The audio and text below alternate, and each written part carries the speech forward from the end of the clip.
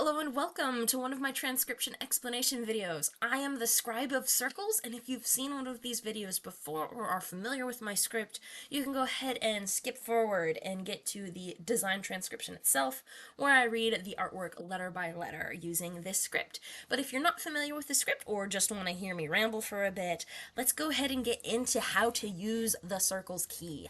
So, this is set up in a grid. You'll notice we have rows and we have columns. And these rows are determined by the letter stems. So there are 4 different letter stems. There is a deep divot up in the top row, and that deep divot is more than 50% of a circle, like a horseshoe or an omega. So that's this one here. And then there's a shallow divot stem in the 3rd row down here, and that shallow divot is like a bite taken out of a cookie, 50% or less of a circle. Then we have our completed circle stems in the 2nd row and in the bottom row. And this 2nd row stem is a completed circle, but it's inside the word circle. Whereas the bottom row, it's on the line of the word circle. And that can be anywhere on the line. It doesn't have to be centered like shown, or that inside the word circle can be kind of more towards the middle, but just make sure you can tell where its position is, because the reading order for this script is bottom counterclockwise, like a time traveler going back in time. So, start at the bottom, go counterclockwise, like 6 o'clock going around the clock.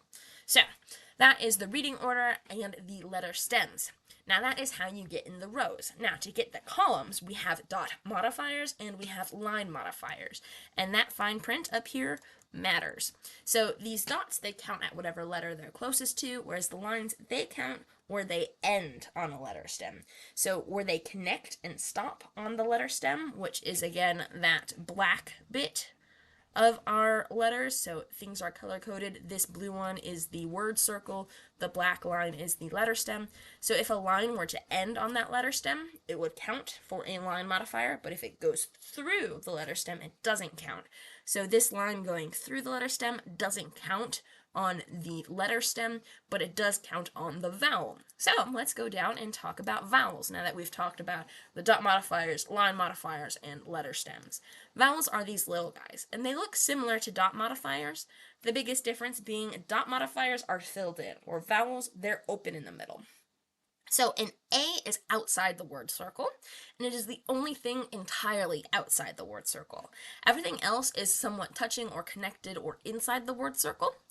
And our centered vowels, the I's, E's, and U's, are centered either on the line of the word circle, or they are inside the word circle, but they're centered inside the consonant stem. So that's what this shows. This shows what a B stem would be with a vowel on it, an O, an E, or an A.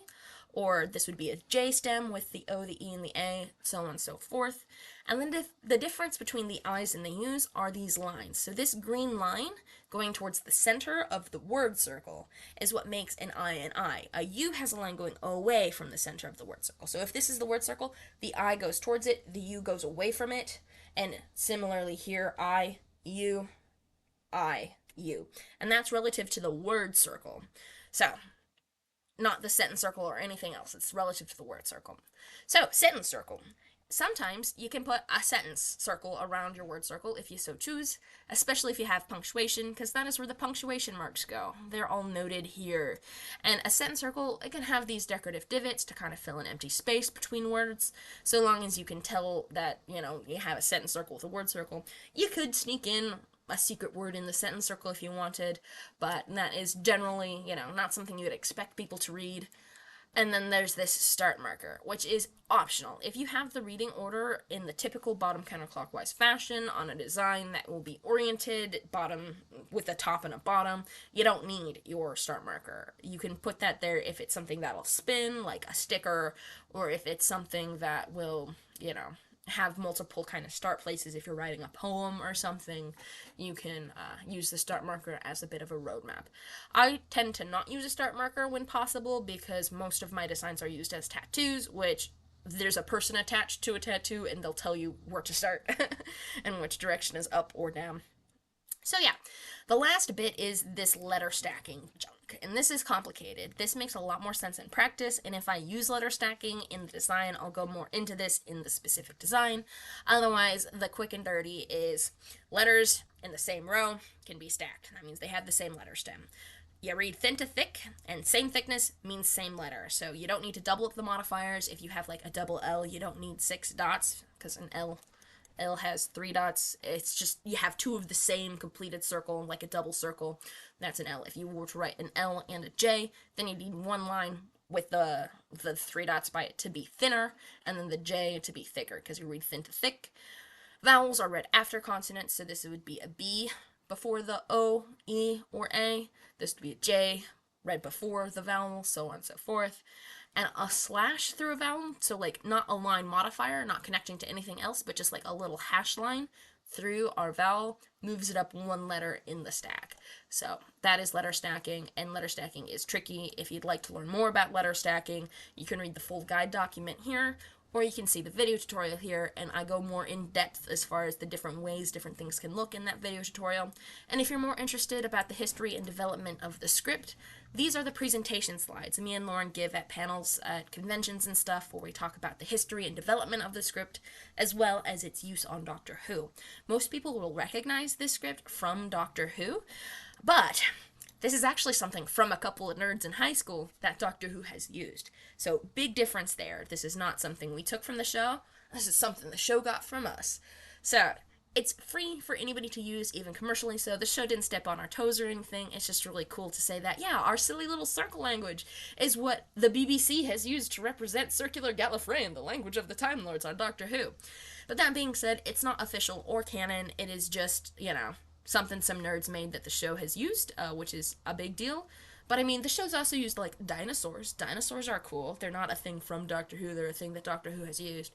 So yeah, this Sirkles script is what the Doctor Who show has used as Gallifreyan. So yeah, that's the legalese, the technical history and stuff. There's screenshots and stuff in the presentation. If you're interested, just check that out.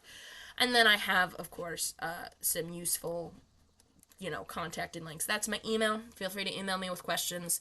Then shermansplanet.com is Lauren's main site, where there's more information about what they've been doing, as well as information on Gallifreyan there. And then, of course, my Etsy, where I have all of the different options as far as custom stuff I can make for you with the Sirkles. So yeah, let's go ahead and get into the design transcription for the specific design of this video. This design says, what would the Doctor do? And it was done in a relatively traditional style, with a larger circle in the center, with some circles of smaller sizes branching off from it. And it says, again, what would the Doctor do? And this is a simple unraveled transcription of the design, where we show the letter stems plus their modifiers, and then in this design itself, it has those words wrapped up in a good old sentence circle. So here's our first word. This is what, and our first word in the design is here, and bottom counterclockwise starting here. We have this shallow divot shape, so that one there with 1 dot on it, so that's a WH. And then we have the A outside the word circle, and then this shallow divot for the T. So here's what. And then we have our next word, would. We start at the bottom again, and we have a shallow divot with 2 lines, and then I have the O attached like a bead on a string.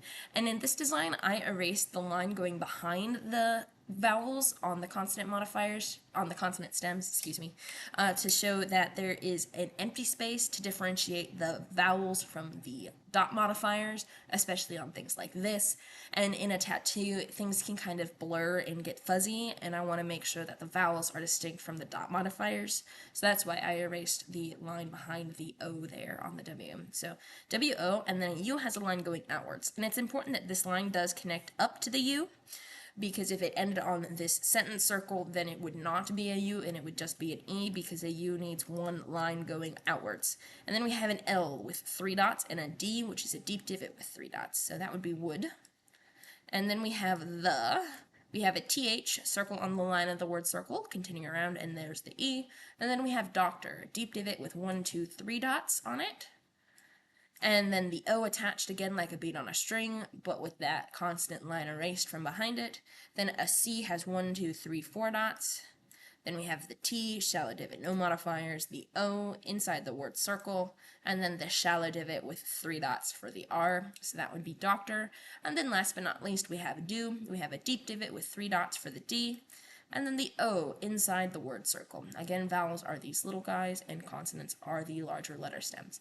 And then we have the question mark, which is on the sentence circle. One question mark is 2 dots. So yep, that is that design that says, what would the doctor do? I hope you like it, and I hope it makes a good tattoo for you. See ya. Bye.